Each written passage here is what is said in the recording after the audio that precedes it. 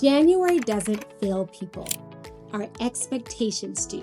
January 1st has come and gone, and for many of us, it didn't feel like a fresh start. It felt like, quite honestly, just another day. Except this time it had a lot of pressure attached to it. The calendar changed, but your life didn't suddenly reorganize itself. You still woke up tired, you still had your responsibilities, you still had a body that remembered December.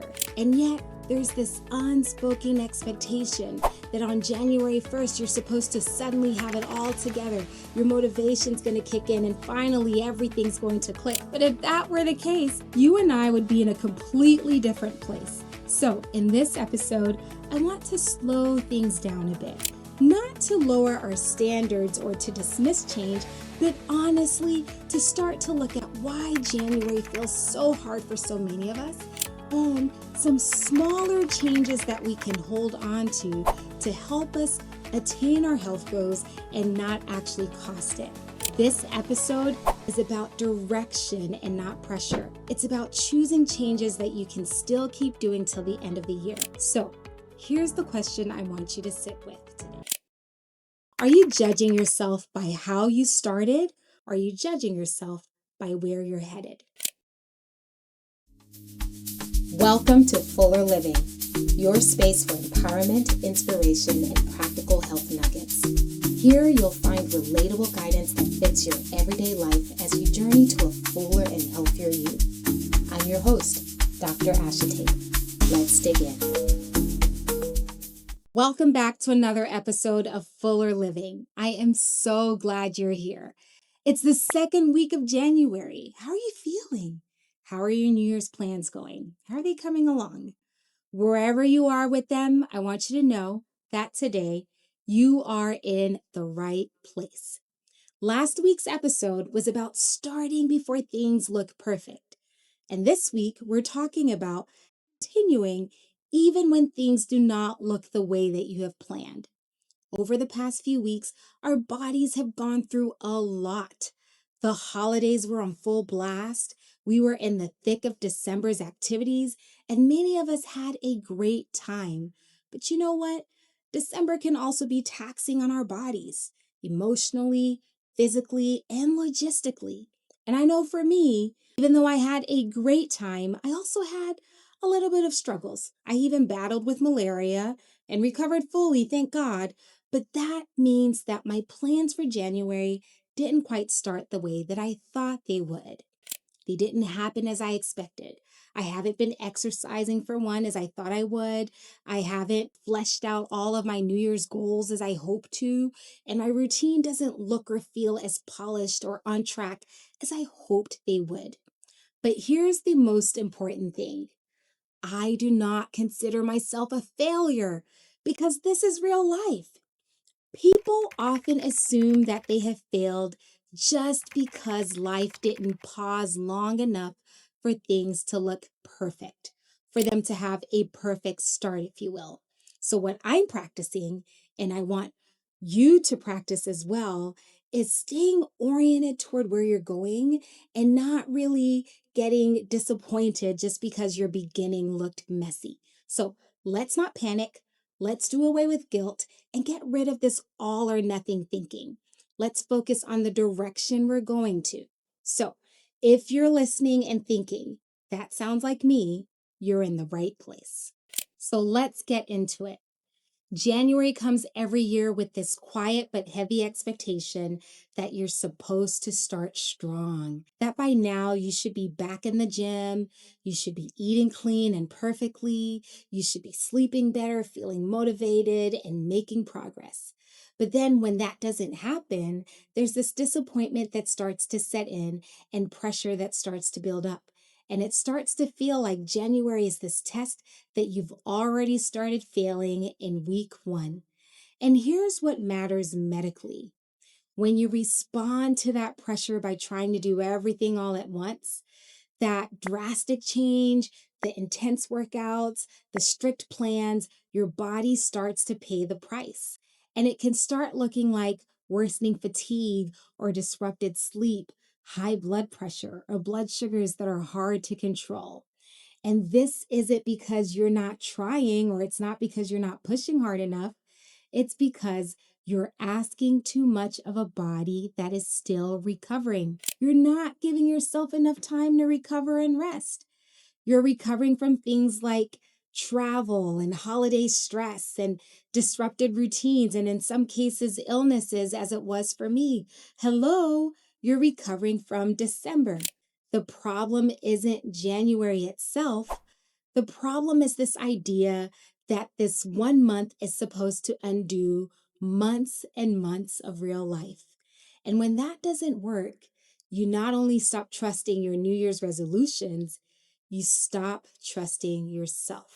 And that's what's most concerning, because when your brain has decided that it can't stick with a plan, you're much less likely to take the small steps to protect your health.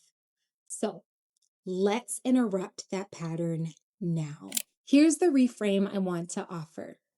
January is not about how you start. It's about where you're headed. It's a continuation. So let that pressure go. So much of the pressure you're feeling right now is probably because you're zooming in too close. You're evaluating yourself based on what you did last week or whether you got back on track perfectly. But that isn't how real life works, and it's not how your health works. Here's a scenario I want to paint for you. Imagine that it's mid-January. You have had every intention of starting strong. You even told yourself that this was the week. But then you got busy because of work, or maybe your kids got sick, your sleep fell off track, and your energy just wasn't there. Suddenly, it's Thursday, and the week does not look anything like you pictured. This is usually the moment that a lot of people decide one of two things. They either say, well, this week is a wash and I'm going to start on Monday, or they try to make up for it by pushing harder and doing more. But both of those responses come from the same place. You're responding to pressure. But if we step back and look at this through the lens of health, there's a different option. Instead of asking, did I start strong? You can ask, given the week I'm actually living or having right now, what is keeping me oriented towards the right direction? Maybe it looks like choosing a balanced meal instead of scrapping the whole day, or taking a 1-minute walk instead of forcing yourself to have a full workout. Maybe it's going a little easier instead of putting all that pressure on yourself, or going to bed earlier instead of scrolling on your phone. None of those things may look impressive, but they do something that's very important. They keep you moving in the same direction without asking your body to do more or putting too much pressure on yourself. Last year with my accountability partner, she would ask me one thing. Whenever I wouldn't go to the gym, she'd say, can you at least do push-ups? Can you do something small? Anything small and attainable to keep that momentum. Direction matters more than intensity, because with direction, you can always return even when life interrupts you. But when you only focus on starting strong, there's nowhere to go but disappointment. When you focus on direction, we give ourselves room for growth. You stop asking, did I do enough today? And you start asking yourself, what's one small thing that supports where I'm headed?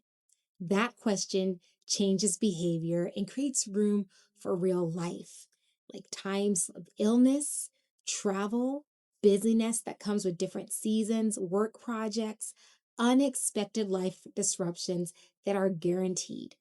All of those can exist without canceling an entire plan. This is how you practice health in a way that lasts.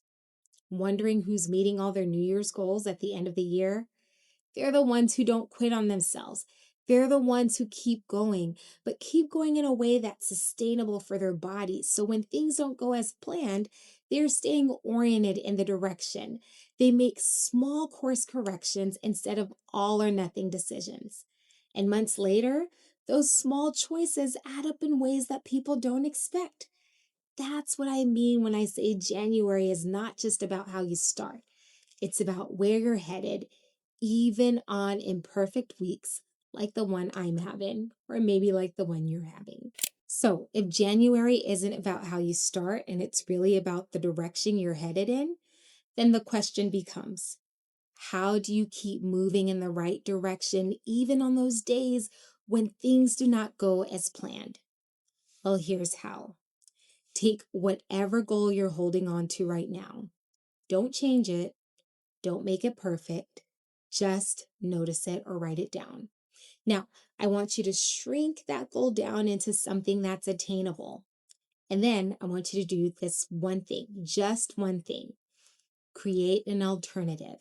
Something that you can absolutely do on days that things are so hard. And it can sound like on days when I can't do A, I will do B. This matters because most people don't stop because they don't care.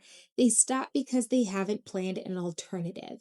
You've made no room for the what ifs. You've made no room for real life, and you've made no room for what's truly inevitable. An alternative gives you middle ground, and that middle ground is where consistency lives. Your alternative should be so laughable, but so attainable, so easy that there's no debate or room for negotiation. The goal is not intensity. The goal is your orientation. Some of you may recall my own journey with working out consistently in the gym. I started with 5 minutes of movement at home every single day before I showered. It sounds ridiculous, right? But it worked. And I eventually got better and better. And now I make it to the gym several days a week. And am I perfect right now? Not at all. I'm not at goal, but I know where I'm headed and I know that I'm committed to the process. So build the system, trust the process, move in the direction of your goal one step at a time. Awesome. Now let's turn your goal into a SMART goal.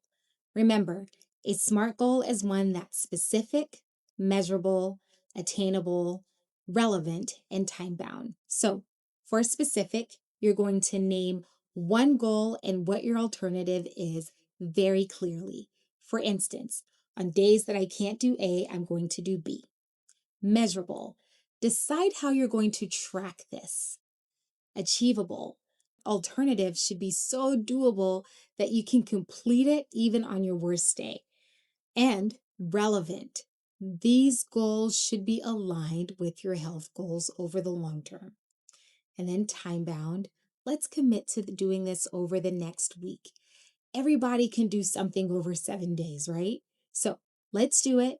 After that, you're going to repeat it another 7 days, another 7 days, another 7 days. And next thing you know, you've got several weeks of consistency. And that's it. This isn't about doing more. It's about not quitting on yourself, even on days when it doesn't seem to go as planned. And that's it. This one thing changes everything. This January, commit to something so small and attainable that you can do it consistently. Here's the one thing I want to leave you with. You don't have to perform this January. There's no need to prove anything to anyone. Health isn't built in perfection. It's not built in perfect weeks. It's built in the ordinary ones where things don't go as expected, but you still choose not to quit on yourself. Remember, direction matters, and a small, repeatable choice that you make over time is what leads to real change. So if you're listening and you're thinking, I don't want to do this alone, or I understand all the concepts, but I want some help in applying them, I am now inviting you to join Transform by Fuller Living starting January 27th. Transform is my coaching program designed to help you turn awareness into action by taking small, sustainable changes. And it's supported by community. So come join us and let's transform our lives into healthier, better versions of ourselves. Now, stay oriented, choose direction, give yourself permission to build slowly, and I'll see you next week. Until next time, let's get to fuller living. Well, fam, that wraps up another episode of Fuller Living, where we talk about health in a bite-sized, relatable, practical, and fun way. Remember, it's not about being perfect. It's about making progress one small step at a time while remaining consistent. If you found this episode helpful, please subscribe, share it with a friend who might need a little bit of inspiration, and leave me your 5-star review. And if you're in Dallas and looking for a new PCP, look me up at southwestfamilymed.com. I can't wait to meet you. Until next time, let's get to fuller living.